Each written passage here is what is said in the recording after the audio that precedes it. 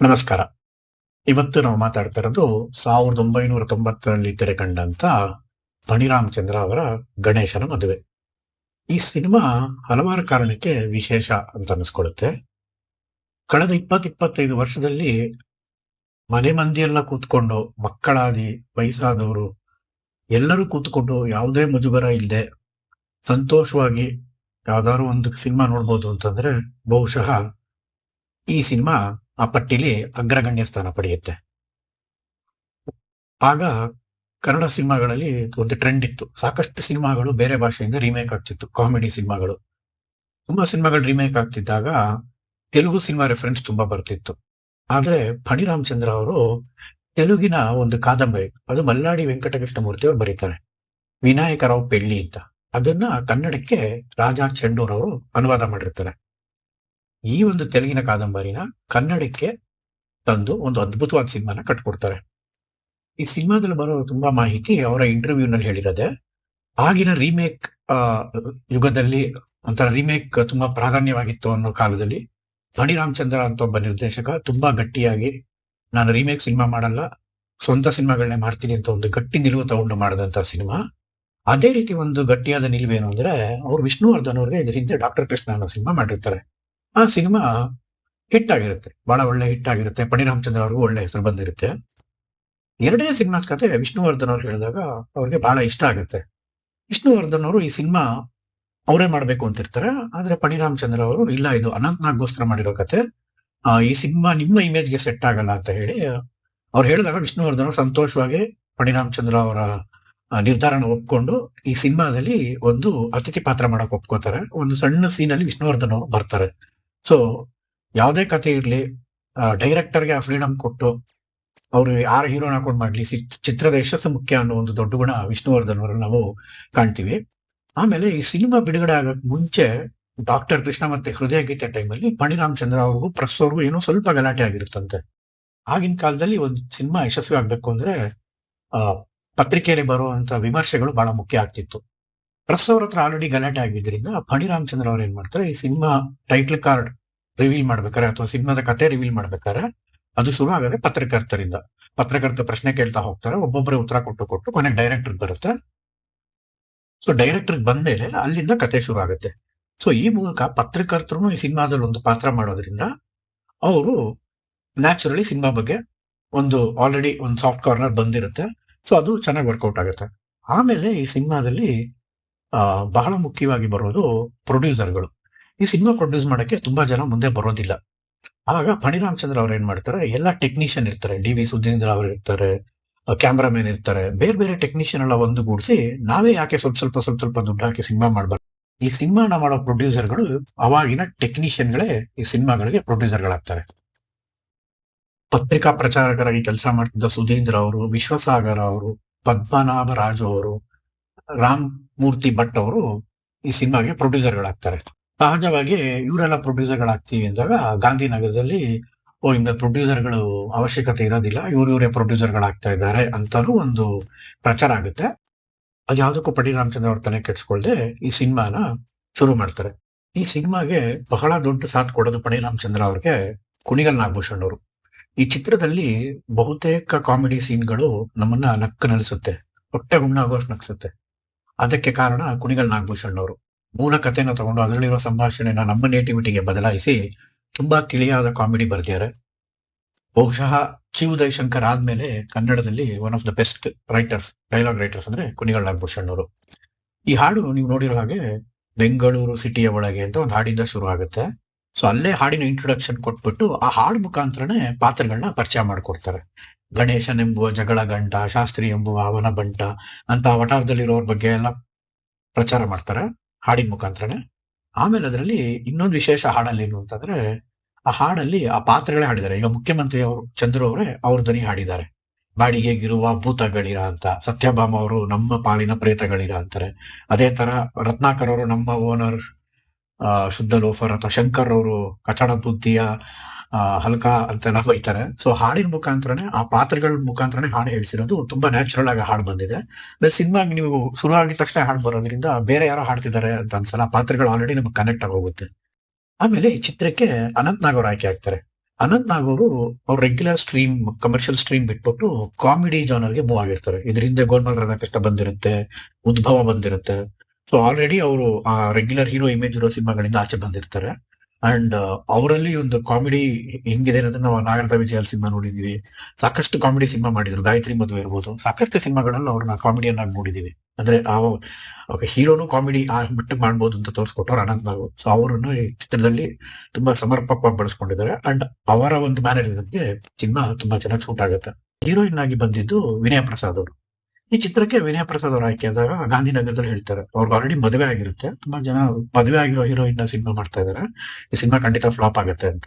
ಅಂದ್ರೆ ಪಣಿ ರಾಮಚಂದ್ರ ಅವ್ರ ಕಾನ್ಫಿಡೆನ್ಸ್ ಇರುತ್ತೆ, ಇಲ್ಲ ಮುಂದಕ್ಕೆ ಈ ಹೀರೋಯಿನ್ ತುಂಬಾ ದೊಡ್ಡ ನಟಿಯಾಗಿ ಬೆಳಿತಾಳೆ ಅಂತ ಹೇಳಿ. ಆ ಕಾನ್ಫಿಡೆನ್ಸ್ ಮೇಲೆ ವಿನಯ ಪ್ರಸಾದ್ ಅವ್ರನ್ನೇ ಏನೇ ಕ್ರಿಟಿಸಿಸಮ್ ಬಂದ್ರು ಹೀರೋಯಿನ್ ಮಾಡ್ತಾರೆ. ಅಂಡ್ ಅದು ಅಲ್ಲಿಂದ ಮುಂದಕ್ಕೆ ಅದು ಇತಿಹಾಸ ಹೋಗುತ್ತೆ. ಅನಂತ್ನಾಗ್ ವಿನಯ ಪ್ರಸಾದ್ ಅವರ ಕಾಂಬಿನೇಷನ್ ಈ ಸಿನಿಮಾದಲ್ಲಿ ತುಂಬಾ ಚೆನ್ನಾಗಿ ವರ್ಕೌಟ್ ಆಗಿದೆ. ಇದರಲ್ಲಿ ಇನ್ನೊಂದು ಮುಖ್ಯವಾದ ಪಾತ್ರ ಅಂದ್ರೆ ಮುಖ್ಯಮಂತ್ರಿ ಚಂದ್ರು. ಮುಖ್ಯಮಂತ್ರಿ ಚಂದ್ರ ಅವರು ಆ ಮಟ್ಟಕ್ಕೆ ಕಾಮಿಡಿ ಮಾಡ್ತಾರೆ ಅಂತ ಖಂಡಿತ ಈ ಸಿನಿಮಾಗಿಂತ ಮುಂಚೆ ನಾವು ಗೋಲ್ಮಾಲ್ ರಾಧಾಕೃಷ್ಣ ನೋಡಿದ್ವಿ. ಬಟ್ ನೆಕ್ಸ್ಟ್ ಲೆವೆಲ್ಗೆ ಮುಖ್ಯಮಂತ್ರಿ ಚಂದ್ರ ಅವರು ಮಾಡಿದ್ದಾರೆ. ಅಂಡ್ ಇದರಲ್ಲಿ ಅದಕ್ಕಿಂತ ದೊಡ್ಡ ಸರ್ಪ್ರೈಸ್ ವೈಶಾಲಿ ಕಾಸರವಳ್ಳಿ ಅವರು. ಅವರು ಬಹುಶಃ ಆ ಪಾತ್ರನ ಅವ್ರು ಮಾಡ್ತಾರೆ ಅಂತ ಇಮ್ಯಾಜಿನ್ ಮಾಡ್ಕೊಂಡಿರಲ್ಲ ಆ ಕಾಲದಲ್ಲಿ. ಯಾಕಂದ್ರೆ ವೈಶಾಲಿ ಕಾಸರವಳ್ಳಿ ತುಂಬಾ ಗಂಭೀರವಾದ ಪಾತ್ರಗಳು, ಈ ತರ ಒಂದು ಕಾಮಿಡಿ ಪಾತ್ರ ಅವ್ರು ಮಾಡೇ ಇರಲ್ಲ. ಅವ್ರ ಮುಖಾಂತರ ಒಂದು ಕಾಮಿಡಿ ಮಾಡಿಸಿ ಆ ಕಾಮಿಡಿನಲ್ಲಿ ಕ್ರಿಕೆಟ್ ಅಂಶಗಳನ್ನ ತಂದು ಅದರಲ್ಲೂ ಕಾಮಿಡಿ ಸೃಷ್ಟಿಸೋದು ಬಹಳ ಬಹಳ ಒಂದು ತುಂಬಾ ದೊಡ್ಡ ಕ್ರಿಯೇಟಿವ್ ಐಡಿಯಾ ಅನ್ಸುತ್ತೆ ಅದು. ಆಮೇಲೆ ಈ ಚಿತ್ರದಲ್ಲಿ ನಮಗೆ ತುಂಬಾ ತುಂಬಾ ಇಷ್ಟ ಆಗೋದು ಕಾಮಿಡಿ ಸೀನ್ಗಳು. ಈ ಸಿನಿಮಾ ಪ್ಲಾಟ್ ಸಿಂಪಲ್.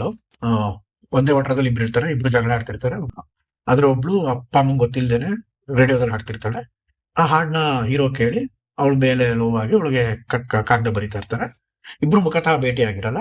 ಆದ್ರೆ ಅವ್ರಿಬ್ರುನ ಮನೆಯವರು ಮದುವೆ ಮಾಡ್ಬೇಕು ಅಂತಿದ್ದಾಗ ಅವ್ರು ಪ್ರೀತಿಸ್ತಿರೋ ಹುಡುಗ ಹುಡುಗಿ ಅವರೇ ಅಂತ ಗೊತ್ತಿರಲ್ಲ, ಜಗಳ ಆಡ್ತಾ ಇರ್ತಾರೆ. ಬೇಡ ಅಂತ ಮದುವೆ ಬ್ರೇಕ್ ಮಾಡ್ಕೊಳಕ್ಕೆ ತುಂಬಾ ಸತಿ ಪ್ರಯತ್ನ ಪಡ್ತಾರೆ. ಆದ್ರೂ ಕೊನೆಗೆ ಅವರಿಬ್ರು ಮದುವೆ ಆಗೋ ಪರಿಸ್ಥಿತಿ ಬಂದು ನಾನ್ ಪ್ರೀತಿಸಿದ ಹುಡುಗ ಇವನೇ ಅಂತ ಗೊತ್ತಾಗಿ, ನಾನ್ ಇಷ್ಟಪಟ್ಟಿದ್ದ ಹುಡುಗ ಇವನೇ ಅಂತ ಗೊತ್ತಾಗಿ ಇಬ್ರು ಮದುವೆ ಆಗುವಂತ ಒಂದು ಸಿಂಪಲ್ ಕತೆ. ಉದ್ದಕ್ಕೂ ಇದರಲ್ಲಿ ವಟಾರದಲ್ಲಿ ನಡೆಯೋ ಕಾಮಿಡಿಗಳು ತುಂಬಾ ಚೆನ್ನಾಗಿದೆ. ನಮಗೆ ಪರ್ಸನಲಿ ಇಷ್ಟ ಆಗೋ ಸೀನ್ಗಳೇನು ಅಂದ್ರೆ, ಒಟ್ಟಿಗೆ ನೀರ್ ಹಿಡ್ಕೊಂತಿರ್ತಾರೆ, ಅದರಲ್ಲಿ ಜಗಳ ಆಗ್ತಿರುತ್ತೆ. ಅನಂತ್ನಾಗ್ಗೂ ವಿನಯ ಪ್ರಸಾದ್ಗೂ ಆಗೋ ಜಗಳ ಸೀನ್ಗಳು ತುಂಬಾ ಚೆನ್ನಾಗಿದೆ. ಅದರಲ್ಲಿ ನೀರ್ ತಗೊಂಡು ಹೋಗ್ತಾರೆ ವಿನಯ ಪ್ರಸಾದ್ ಅವರು, ಅನಂತ್ನಾಗ್ ಅವ್ರನ್ನ ಊದ್ಬಿಟ್ಟು ಎಂಜಾಯ್ ಮಾಡ್ತಾರೆ.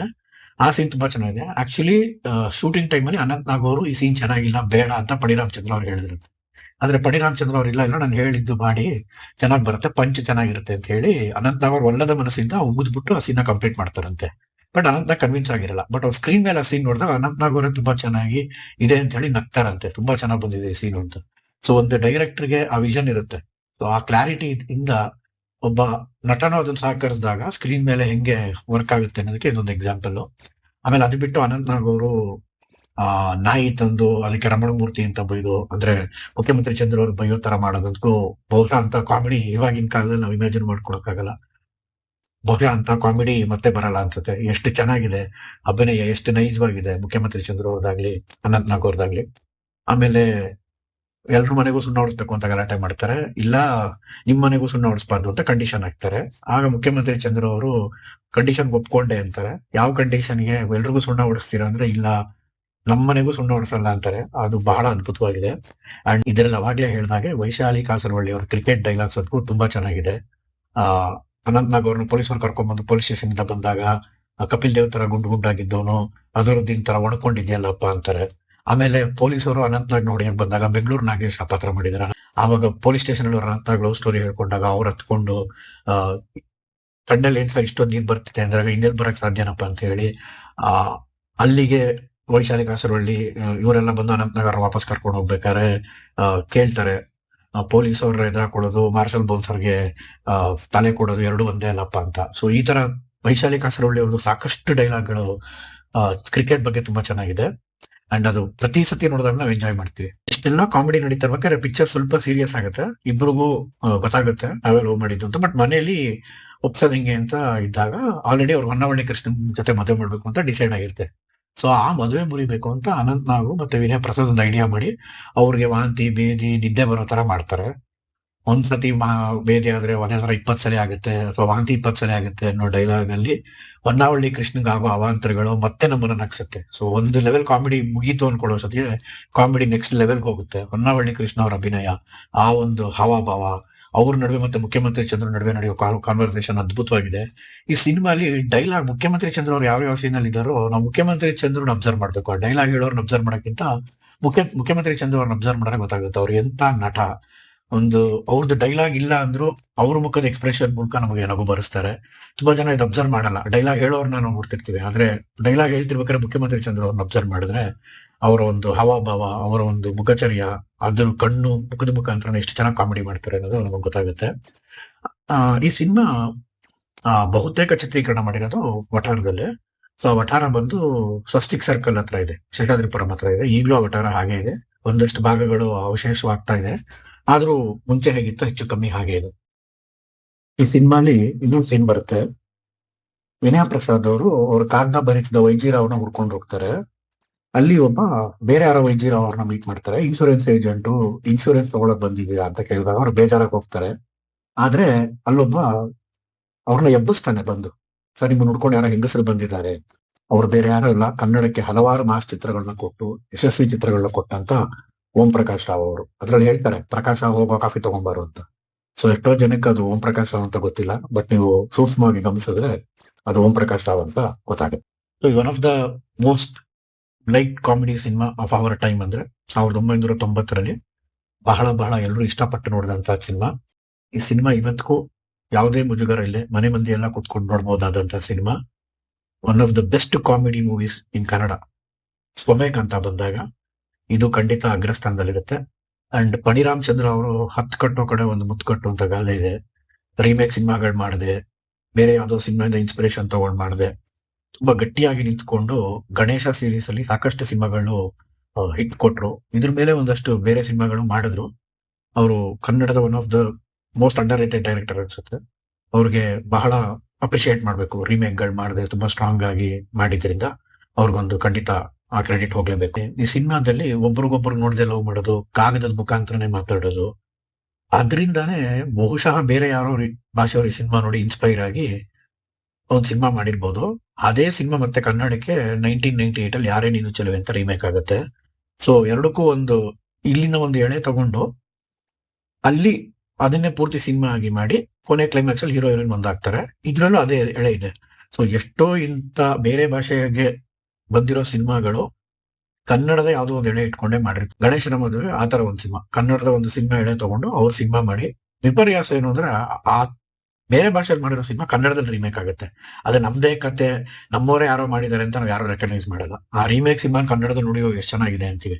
ಆದ್ರೆ ಐಡಿಯಾ ಅಥವಾ ಆ ಒಂದು ಎಳೆನ ಕನ್ನಡದಲ್ಲಿ ಆಲ್ರೆಡಿ ಮಾಡ್ಬಿಟ್ಟಿರ್ತಾರೆ.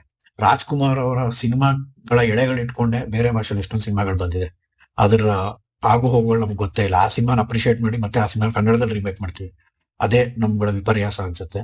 ಕನ್ನಡದಲ್ಲಿ ಬಹುಶಃ ಪಣಿರಾಮ್ ಚಂದ್ರ ಅಂತ ಕ್ರಿಯೇಟಿವ್ ಡೈರೆಕ್ಟರ್ಸ್, ಗಟ್ಟಿ ಮನಸ್ಸಿನ ಡೈರೆಕ್ಟರ್ಸ್ ಇನ್ನೊಂದಷ್ಟು ಜನ ಬರಲಿ. ಕನ್ನಡ ಚಿತ್ರರಂಗ ಇನ್ನಷ್ಟು ಬೆಳೀಲಿ. ಈ ಕಂಟೆಂಟ್ ಇಷ್ಟ ಆಗಿದ್ರೆ ಚಾನೆಲ್ನ ಸಬ್ಸ್ಕ್ರೈಬ್ ಮಾಡಿ, ವಿಡಿಯೋನ ಲೈಕ್ ಮಾಡಿ.